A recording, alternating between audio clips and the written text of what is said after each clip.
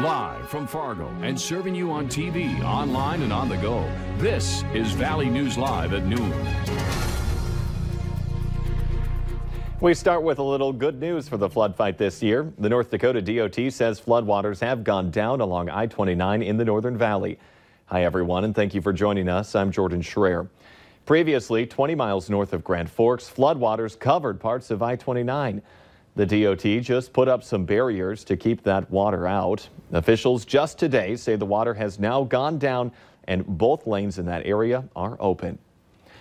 Mother Nature has been mostly cooperative with the flood fight this year, except our most recent round of snow. But if you still have some piles on your lawn, by the end of today, they could be gone. Let's check in with meteorologist Justin Fanfarelli.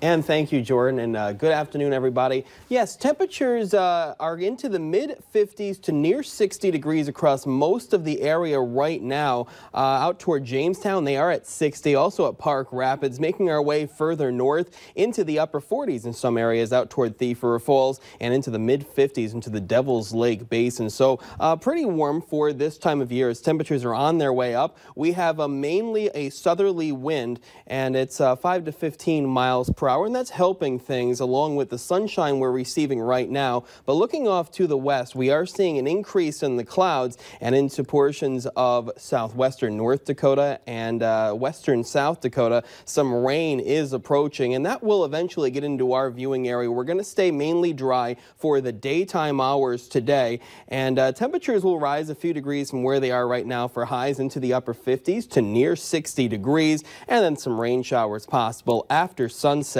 Wednesday looks like we could be a little rainy across the area, but we have an improvement as we round out the week and start the weekend, as we will be even warmer than today. We'll tell you how warm. That's coming up later in the newscast. We're loving it. Thank you, Justin. Authorities in the Northern Valley are issuing a reminder to stay off of the flooded rivers after they had to rescue a man stranded on a tree limb. Just before midnight, a neighbor heard someone yelling for help on the Red River in Grand Forks. Officers could hear a man, but they couldn't see him. Then the water rescue team was called in, and they found the guy standing on a tree limb in the river. 19-year-old Trevor Binstock of Grand Forks said he went kayaking to see the river and that the strong current pushed his kayak into a cement building and then it capsized. He was wearing a life jacket and he was able to swim to a nearby tree. Binstock figures he was in the water for about 30 minutes before police got there. Authorities say this is a good reminder to stay off of the river during floods. Main Avenue in Fargo is about to get a makeover. The construction will start at 9 tomorrow morning. 2nd Street South and 4th Street South, there's the first stretch of road that will be blocked off. The detour will send drivers to NP Avenue for the time being. And while this project will take 2 years to complete, the city says it's time to get working. The infrastructure's worn out. This is the first part of town that really developed, so some of the underground pipes are over 100 years old. And the sidewalks and the road surface is really in time to be totally redone. The city of Fargo says the first phase of construction should be completed by mid-October. The second phase will begin in the spring of 2020, with the entire project expected to be completed by the fall of 2020. The Justice Department is expected to release a redacted version of the Mueller Report on Thursday. Last month, Attorney General William Barr said the special counsel determined that no one in the Trump campaign colluded with Russia. And while Mueller made no decision as to whether President Donald Trump obstructed justice, Barr said there wasn't enough evidence to charge the president with a crime. Notre Dame is one of the most historically significant structures in the world, containing priceless artifacts dating back centuries. Roxana Sabari is in Paris with a look back at her rare behind-the-scenes tour of the cathedral's renovation last spring. Towering over the City of Lights, Notre Dame has symbolized the soul of Paris since the 14th century, nearly 200 years after construction began during the reign of King Louis VII. The Gothic cathedral's iconic stone gargoyles peer over the city.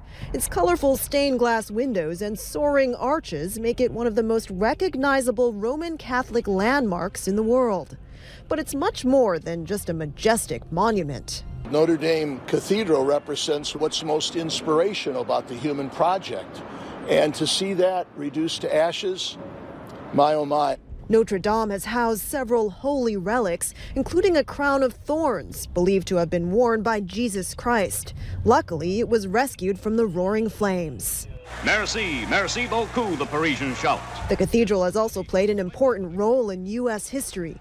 American and French troops celebrated there after liberating Paris from the Germans in World War II. Over time, the exquisite exterior has eroded, but the last major renovation here was more than 150 years ago, partly inspired by Victor Hugo's depiction of the cathedral's decay in The Hunchback of Notre Dame, a novel later adapted into several films. There's a risk to the whole cathedral falling down. Yes, exactly. Last year, we took a rare look behind the scenes at the latest round of repairs aimed at restoring the cathedral's crumbling facade, which was estimated at $185 million. You know, the name itself, Notre Dame, Our Lady. She's my mother. That's where I decided to become a priest. Reverend Michael Perry has traveled from Brooklyn to Notre Dame every summer for 27 years.